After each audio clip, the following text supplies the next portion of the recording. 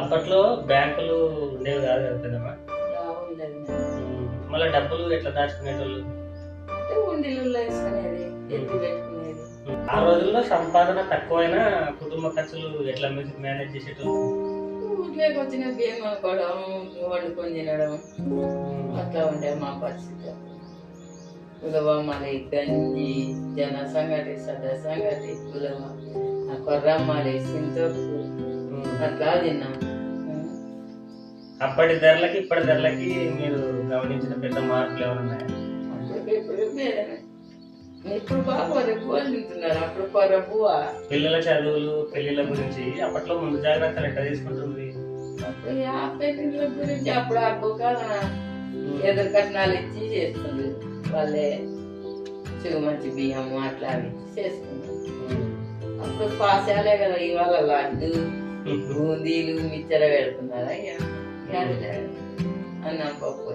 ఇప్పటి తరానికి డబ్బు పొదుపు చేసే విషయంలో నువ్వు ఇచ్చే మంచి సలహా ఏమైనా ఉందా? పొదుపు పెట్టుకోవాలంటే డబ్బులు ఎగబెట్టుకోవాలా, పొదుపు చేసుకోవాలి, మన చేతిలే పని అది.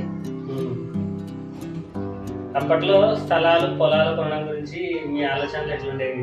ఇప్పుడు వాటి రేట్లు చూస్తుంటే ఏమనిపిస్తుంది?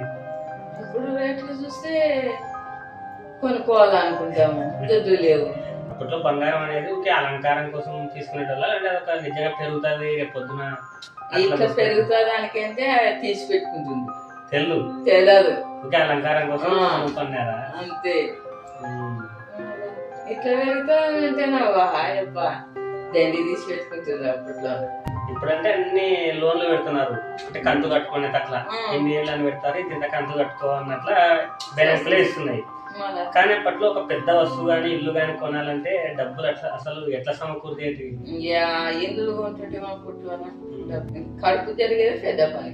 అప్పట్లో ఈ డోన్కి వచ్చినాక కానీ రూపాయి కేజీ అమ్ముకొని వచ్చిన నేను టమాటో పండ్లు. మళ్ళా అప్పట్లో కొంచెం డబ్బులు ఎత్తి పెట్టుకుంటుండొచ్చు కదా, అట్లా ఎత్తి పెట్టుకున్న డబ్బులు సడన్ గా ఏమన్నా ఆసుపత్రి ఖర్చు కానీ ఆపద కానీ వచ్చినప్పుడు నీకు ఎట్లా ఉపయోగం ఉన్నాయి, ఎట్లా సర్దుబాటు చేసినావు? అప్పుడు ఎట్లా పనానికి వస్తే చూపించుకోవాలా కదా అని చేసుకుంటాం.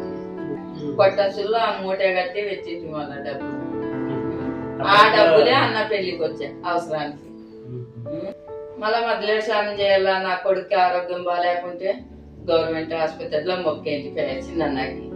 అప్పుడు ఉత్త 20,000తోనే చేసింది, నా సొంతంతో ఎవరిని అడగలే. వ్యాపారం చేసి కదా కొద్ది రోజులు, ఆ వ్యాపారంతోనే కదా ఈ డబ్బులు, ఈ బంగారు ఇవాళ చేపించుకునేది.